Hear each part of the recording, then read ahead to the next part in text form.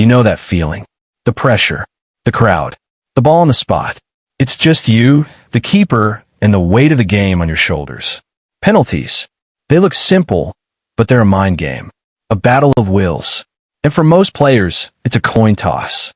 But what if I told you there are moves, forbidden moves, that can tilt those odds so heavily in your favor? It almost feels unfair. Moves that referees absolutely hate because they exploit the very rules of the game? Today, I'm pulling back the curtain. I'm going to show you 3 forbidden moves to win every penalty. Stick around, because by the end of this video, you'll have a whole new arsenal for the penalty spot. And trust me, your opponents won't know what hit them. Alright, let's dive straight into the first forbidden move. This isn't about power. It's not about placement. It's about deception. And it's a move that's technically legal, but absolutely infuriates goalkeepers and often catches referees off guard because it's so rarely executed correctly. Forbidden move number 1. The broken rhythm stutter. Most players have a rhythmic run up to the ball. Step, step, step kick. Goalkeepers are experts at reading this. They time their dive based on your body language and that rhythm. But scatter that rhythm. The broken rhythm stutter isn't the blatant stop and go that gets called out. No, that's too obvious. This is far more subtle. As you approach the ball, just before your plant foot is about to make its final step, you introduce a tiny, almost imperceptible hesitation. It's a micro stutter. Your hips might shift slightly. Your eyes might flick up an extra time. It's not a full stop. It's a disruption. This split-second delay does 2 things. First, it freezes the goalkeeper.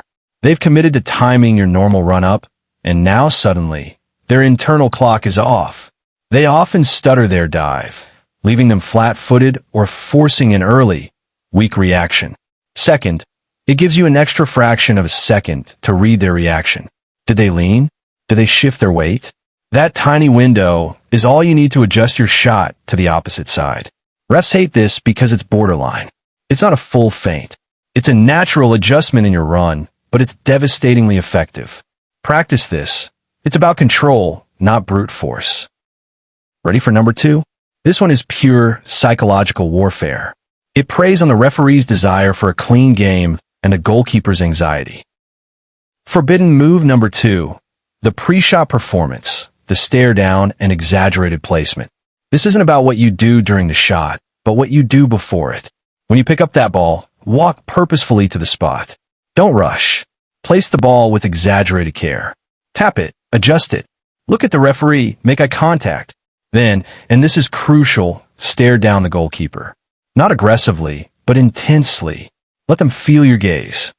The performance part comes from your body language. You're projecting absolute confidence. You're saying, without words, I know exactly where this is going, and you can't stop it. Now, here's the forbidden twist. During your exaggerated placement, if you can subtly, and I mean subtly, draw the referee's attention by looking at the ball, then at the keeper, then back at the ball, you might create a tiny moment of doubt in the referee's mind. It's not about tricking the ref into thinking the keeper moved early. It's about creating pressure on them. When the shot is taken, if the keeper makes any movement off their line, even a fraction of a second before the kick, the ref is far more likely to notice focus, making their job harder if the keeper makes a mistake. This move can lead to crucial retakes, or simply break the keeper's concentration completely. Are you starting to see how these subtle shifts can turn the tide? Good, because our final forbidden move takes audaciousness to a whole new level. This one is perhaps the most controversial, the one most likely to make a referee throw their hands up in exasperation. Forbidden move number 3, the feigned weakness shot. This is the ultimate mind game.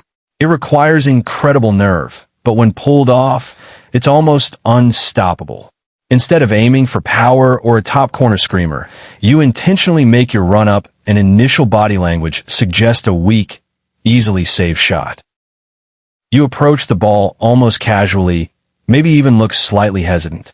Your plant foot goes down as if you're going to hit a gentle tap. The goalkeeper sees this.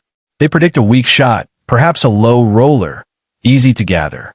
Their brain tells them to wait, to react, to simply collect the ball. But here's the forbidden part. At the very last moment, with a quick, deceptive flick of your ankle or a sudden whip of your foot, you suddenly put just enough pace and spin on the ball to send it into a corner they didn't anticipate. It's not a full power blast, but it's enough to be out of reach.